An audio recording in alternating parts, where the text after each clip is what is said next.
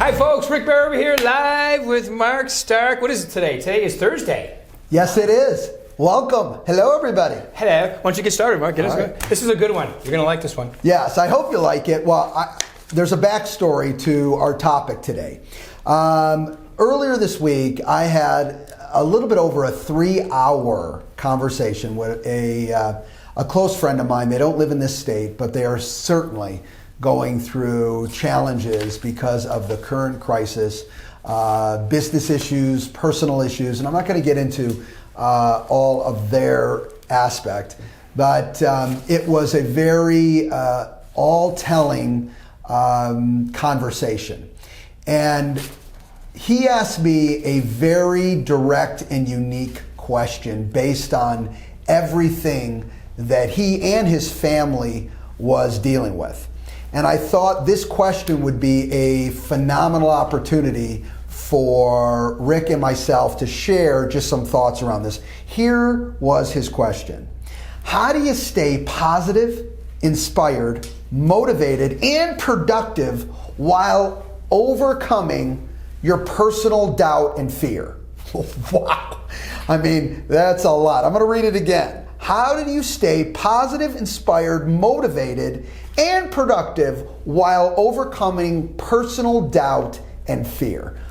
Now, there's a lot entailed in here, so I really broke out points from my past experiences, and I guarantee you some of our viewers have their own experiences, but I'm going to share with you what I believe. Rick will share with you his experience and what he believes, and hopefully this will help and add value to all of you that are watching. All right, so for me to be able to accomplish that question, there are two aspects that I live by, that I believe in my life, and they help me with all my decision making.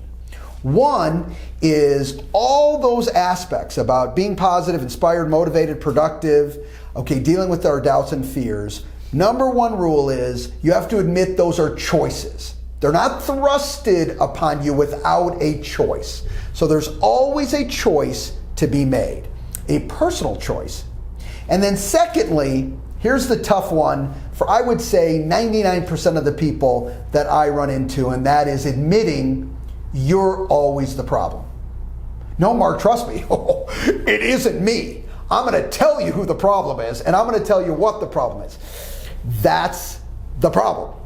You have to internalize that says, no matter what's going on, no matter what the circumstances are, no matter what I'm dealing with someone that I totally disagree with, that they handled something wrong and improperly and unfair, that I'm the problem. See, because what that message really says is that if things are a choice and I admit I'm the issue, then guess what? Then I can make a decision, not depending on any circumstance, not depending on any person, to move past that issue. Anything to add? I was going to say, the personal choice, and I think, and you are always the problem, and you always have to admit it's not a person. Oh, if you had that spouse, my God, if you had these 2 kids, it's not a place. Wow, if you worked there, I mean, you'd be, or a thing. It's not anything other than you. The only constant in everything you do is you. So you have to look in the mirror. And I know I've had, and I know you've had situations where when you do that, see, sometimes when you have a problem like this, I went through a little program, and one of the sayings was, don't lose the gift of desperation. When you're in a situation when you're backed into a corner, there's always something you can learn if you choose the right road. And if you keep pointing the finger, remember there's always 3 pointing back at you when you're pointing the finger. When you keep pointing the finger, you eventually got to take responsibility, or your life is not going to change. Well, and what we're talking about today is how do you stay positive, inspired, motivated, and productive while overcoming doubt and fear. Yeah. This is it. You have to come from on the issue, because I have the power to zig, to change, to zag, whatever the case may be. So now, what are some of the ingredients? Taking those 2 ideas that I have personal choices to make and I'm always the issue, what are some of the ingredients that has helped, and I can speak directly for myself in these, is one, you truly have to appreciate and be grateful for what you have. And I'm not talking about faking it.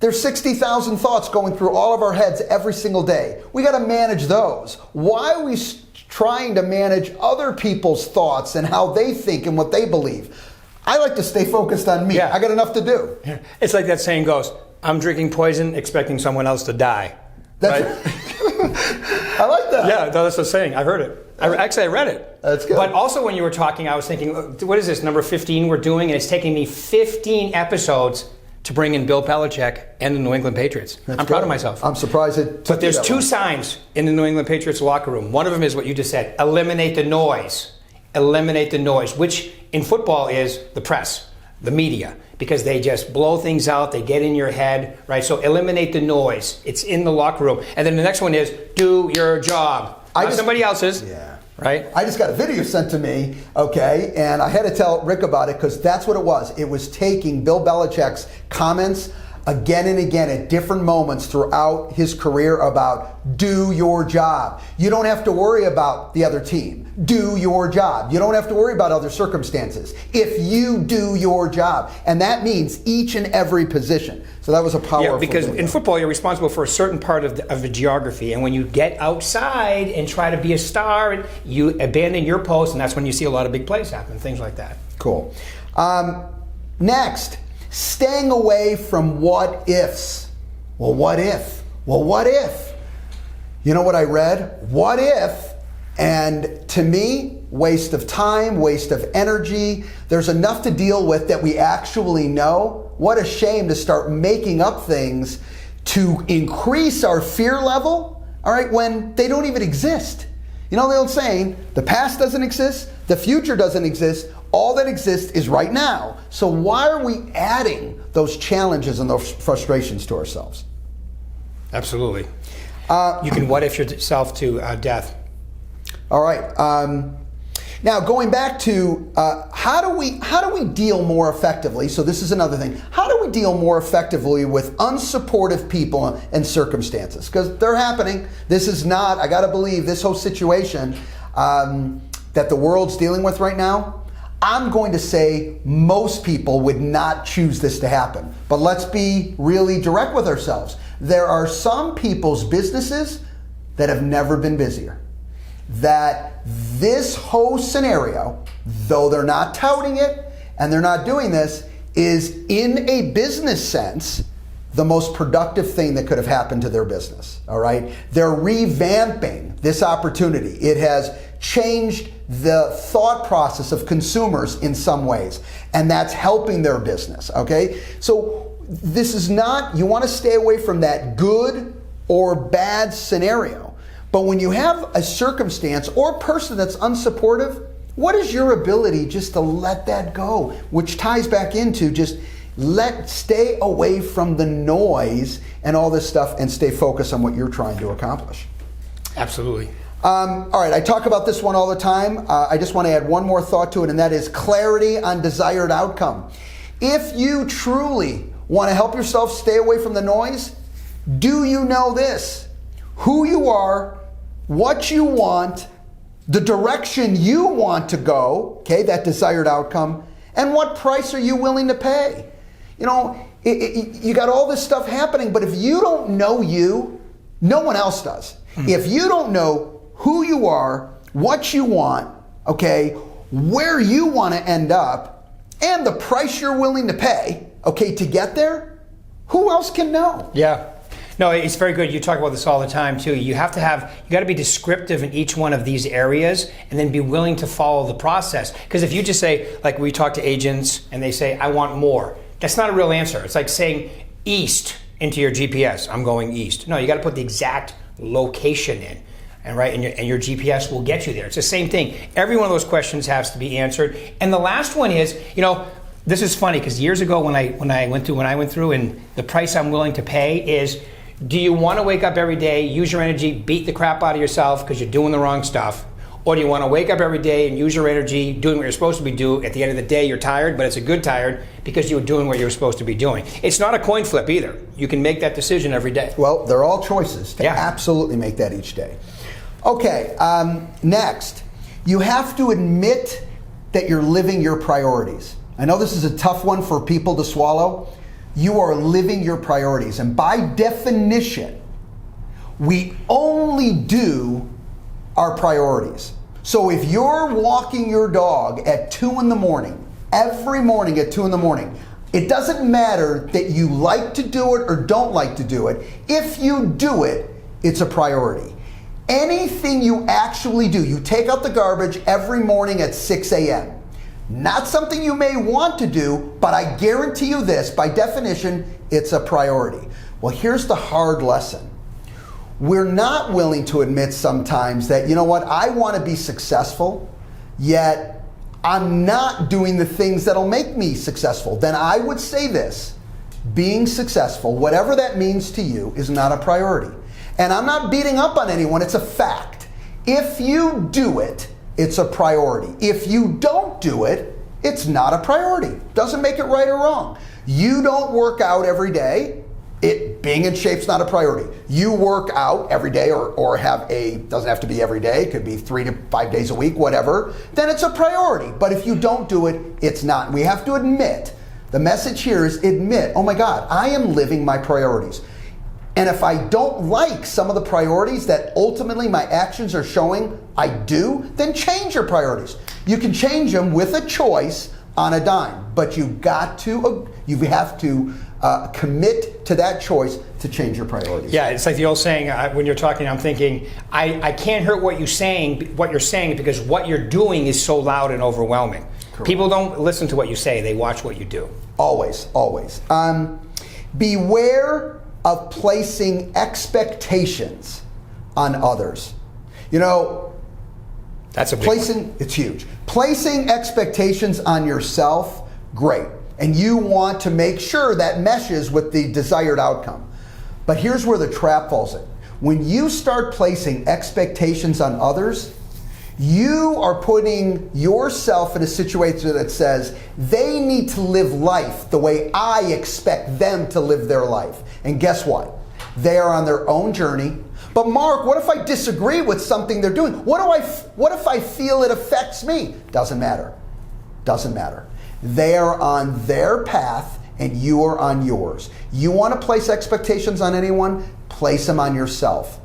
I minimize the expectations I place on anyone, if any. Now, nothing wrong with asking somebody what expectations they would like to place on themselves, and they may or may not follow them, but that's their choice and their journey. Yeah, I think two things when you're talking. Number one is, it's the easiest way to be lazy.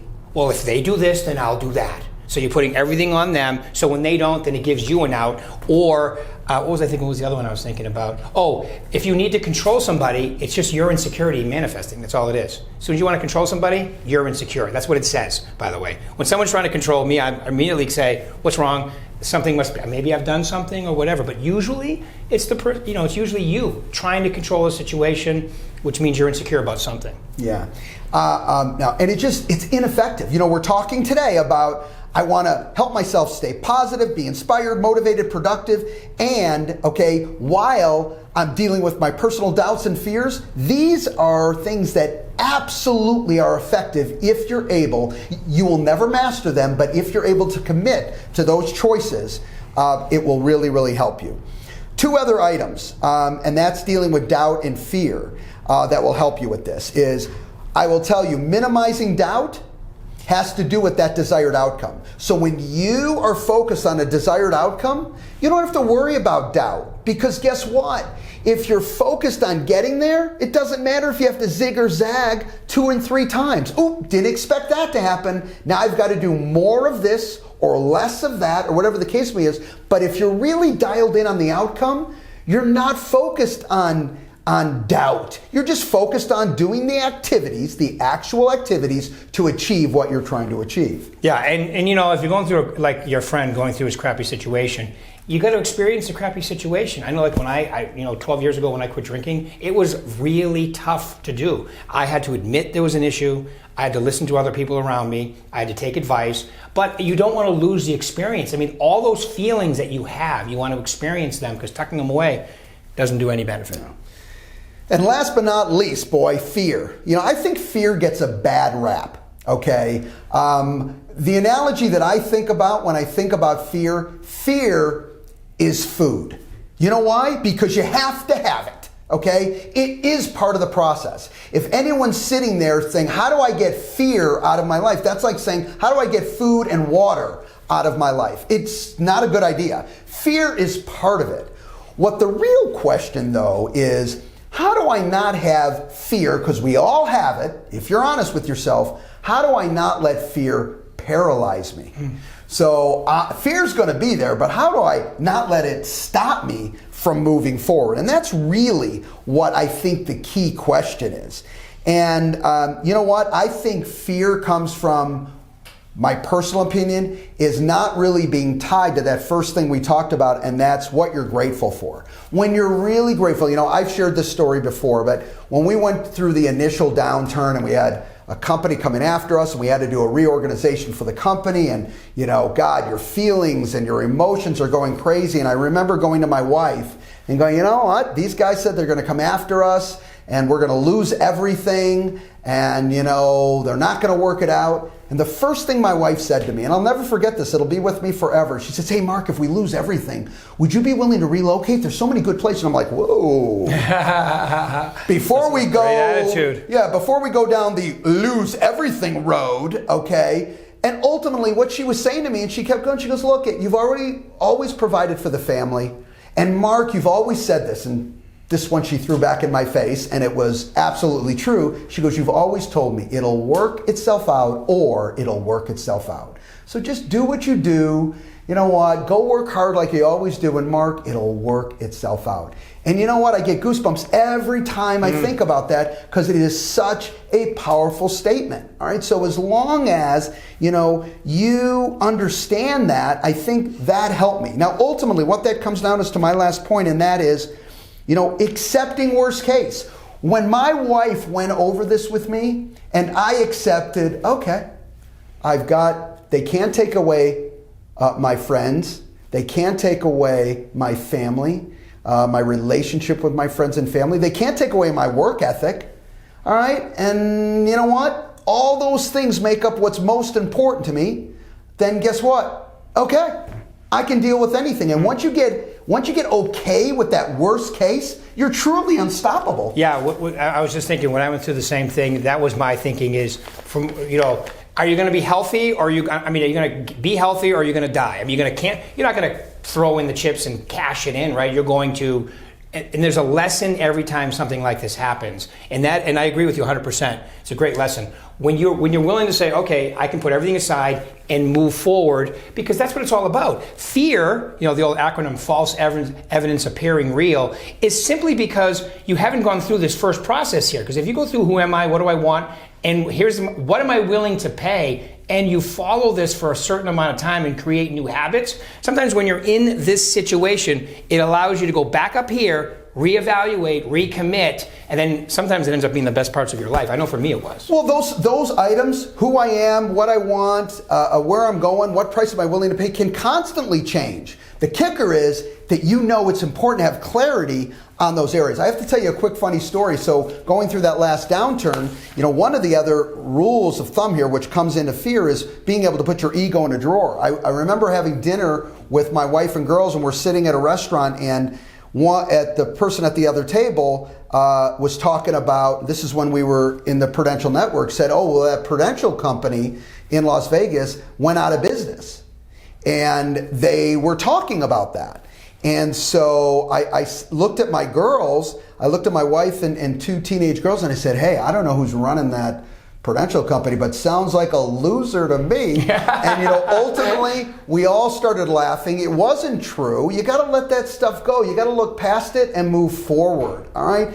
You know, you can't worry about what other people are saying. Did they do their homework? Do they know what they're talking about? It all doesn't matter. Stay focused on what we talked about today. Wait a minute, are you saying the press isn't always accurate? Yeah, there you go. Wow. Absolutely. You heard it here first, folks. Right. And even if it is accurate, you know what? If you want, okay, to get past any challenge, you focus on the now, you do the proper actions, and guess what? Ultimately, you're creating your new future from that standpoint. All right, I want to share one feel-good story with you, because this is such a powerful one. And this comes from our Yorba Linda office. okay, in California. And Bob or Neil, one of our managers in there, went over this story. And this is two agents, Rich Warburton and his daughter partner, Morgan Osgood. Okay, this is powerful. So they listed a property that was having a bankruptcy. So it was in a bankruptcy issue. And they got an investor. So they sold it themselves. Okay? And during the escrow, the coronavirus hits. All right? Investor who's buying that property out of bankruptcy gets a little nervous. Well, with Bob's help, the sales executive's help, they sit down and they carry the investor through, calming them down using facts of record, showing them statistically of what's going on in the market. The investor calms down and closes on the property. Shortly after that closes, and I'm talking shortly after, okay, so we are looking at into late April. So this started in March, and now we're looking at late April. The investor decides to put the property back on the market. Takes it was $1 million property that he purchased, puts it back on the market for just at $150,000 more, $149,000. Well, Rich and Morgan resell it themselves again, all right? And woohoo, that is awesome. And and that property is set to close here. Escrow's going smooth and set to close. Let's see here, market facts, escrow's in. It's set to close on, let's see, double-ended last Friday. Don't have here after only 5 days. Soon. Very soon. I guess it's set to close very, very soon. But double-ended to a double-ended, okay, in this marketplace. So congratulations. That is awesome, awesome news. All right. Listen, today we covered a lot of somewhat intense thought process stuff that hopefully is getting everyone out there saying, you know what, that's big. But I'll tell you, if you want to stay positive, inspired, motivated, productive, and deal with this, okay, when you're dealing with personal doubt and fear, we covered some really great tools, really great mindset and actual action tools that will help you. Wanted to give you one more update. We are going to now, starting this next week, I'm going to be doing Facebook Live every Tuesday. It's not going to be Tuesday and Thursdays. We're going to go to once a week. Rick already does 3 other videos through his interviews, not only with Dan Mumm, but other sales executives. Yeah. Okay. It's actually 4, not including this one. Okay, perfect. And so we're going to go to once a week, every Tuesday next week. We are going to change the format. So I'll leave that to exciting news coming soon, but I'm very excited about this. This will replace my old static video. So now from this point forward, I am Facebook Live forever, every single week. And I've got some fun information, some fun content, and some fun people that I'm going to blend into this. So anything else, Rick? That's it. That was good stuff. Appreciate All right. Thanks, everybody. Appreciate everyone's time today. Bye-bye.